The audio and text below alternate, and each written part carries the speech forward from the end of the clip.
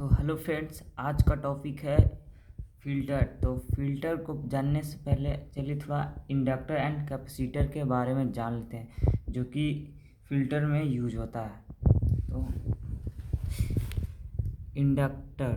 Inductor में जब हम डीसी करंट को देते हैं तो डीसी करंट इंडक्टर से अलाउ करता है, इंडक्टर पास होने देता है डीसी करंट को। लेकिन जब एसी करंट इंडक्टर को देते हैं तो इंडक्टर एसी करंट को अलाउ नहीं करता, इसे पास होने नहीं देता है। तो डीसी को ये पास होने देता है, अलाउ करता है इंडक्टर, एंड एसी को इंडक्टर अलाउ नहीं करता, ये खुद से होकर पास होने नहीं देता। अब बात करते हैं कैपेसिटर की। कैपेसिटर डीसी करंट को अलाउ करता नहीं है, ये एसी करंट को अलाउ करता है। जब डीसी करंट कैपेसिटर में जाएगा तो कैपेसिटर उसे रिमूव कर देगा या अपने से होकर इसे गुजरने नहीं देगा। जब एसी करंट कैपेसिटर में देंगे तो एसी करंट को ये अलाउ करेगा, अपने से होकर इसे गुजरने देगा, एसी करंट आगे जाएगा। तो अब आते हैं हम अपने टॉपिक फ़िल्टर की ओर। वाई नीड फ़िल्टर, हमें फ़िल्टर की ज़रूरत क्यों पड़ती है? तो हमें पता है जो रेक्टिफायर से जो आउटपुट हमें मिलता है वो शुद्ध डीसी नहीं होता, वो होता है पल्सेटिंग डीसी, कुछ इस तरह होता है।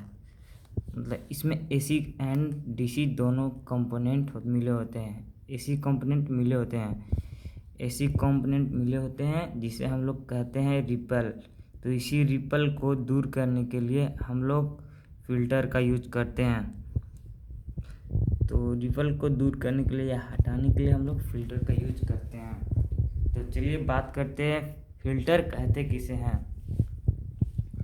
तो filter is an electronic device which remove AC component and allow to pass DC component to the load. तो फ़िल्टर एक ऐसा इलेक्ट्रॉनिक डिवाइस है जो कि एसी कंपोनेंट को रिमूव कर देता है एंड डीसी कंपोनेंट को लोड की तरफ जाने देता है, तो उसे ही फ़िल्टर कहते हैं। तो फ़िल्टर तो जान लिए, अब जानते हैं फ़िल्टर कितने टाइप्स के होते हैं। तो फ़िल्टर 4 टाइप के होते हैं। फर्स्ट, सीरीज इंडक्टर या चोक फ़िल्टर। सेकेंड, शंट कैपेसिटर या कैपेसिटर फ़िल्टर। थर्ड, एलसी यानी कि इंडक्टर कैपेसिटर या चोक इनपुट फ़िल्टर। और फोर्थ, पाई फ़िल्टर या फिर कैपेसिटर इंडक्टर कैपेसिटर फ़िल्टर। अब बात करते हैं फर्स्ट, सीरीज इनपुट या चोक फ़िल्टर की।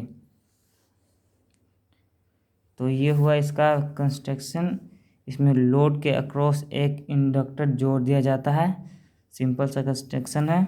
अब बात करने वाले इसके वर्किंग प्रिंसिपल के बारे में, किस तरह ये काम करता है। फिर जब इसमें हम लोग इनपुट देते हैं पल्सेटिंग डीसी, जो कि हमें रेक्टिफायर से प्राप्त होता है, तो इसमें एसी कंपोनेंट भी होता है, तो ये इसी को इनपुट के रूप में यहाँ दिया जाता है। तो इसमें होता है एसी प्लस डीसी कंपोनेंट। तो जब ये जाता है हमारे इंडक्टर की तरफ, तो इंडक्टर डीसी को तो जाने देता है, डीसी को यहाँ से डीसी कंपोनेंट आराम से यहाँ आ जाते हैं, बट ये एसी कंपोनेंट को रिमूव कर देता है। जैसा कि इंडक्टर का प्रॉपर्टी होता है, एसी को रिमूव करता है, अपने से होकर नहीं जाने देता। तो एसी यहीं रह जाता है एंड डीसी कंपोनेंट हमारा लोड की तरफ आ जाता है। तो आउटपुट में हमें मिलता है कुछ ऐसा। बट जो यहाँ पर जो डीसी करंट आता है एंड एसी को रिमूव करता है, तो एसी पूर्णतः रिमूव नहीं होता है, कुछ एसी कंपोनेंट आ जाते हैं लोड के अक्रॉस।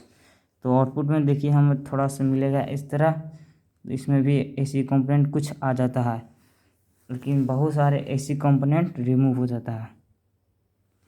तो अब बात करने जा रहे हैं, तो बात करते हैं इसके एडवांटेज एंड डिसएडवांटेज के बारे में। It is used at high load current, इसका यूज हम लोग हाई लोड करंट पे भी कर सकते हैं। Suddenly change in current allow in it, इसमें अचानक से जब करंट का मतलब चेंज होगा तो भी ये चलेगा, काम करेगा उस पर। एंड कुछ एडवांटेज भी है, तो डिसएडवांटेज के बारे में जानते हैं।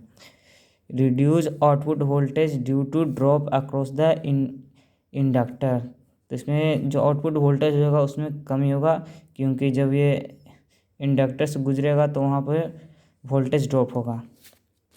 अब बात करते हैं दूसरा, बल्कि एंड लार्ज इन शेप, मतलब कि ये भारी एंड थोड़ा बड़ा होगा साइज में।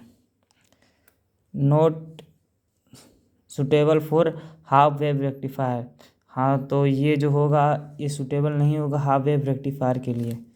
इसका रिपल फैक्टर ये होगा, रिपल फैक्टर इक्वल टू होगा RL/3√2 ओमेगा एल। बाकी का दो और बात करेंगे नेक्स्ट वीडियो में, third and fourth type of filter के बारे में। तो हमारे चैनल को लाइक एंड सब्सक्राइब कर दें। Thank you for watching.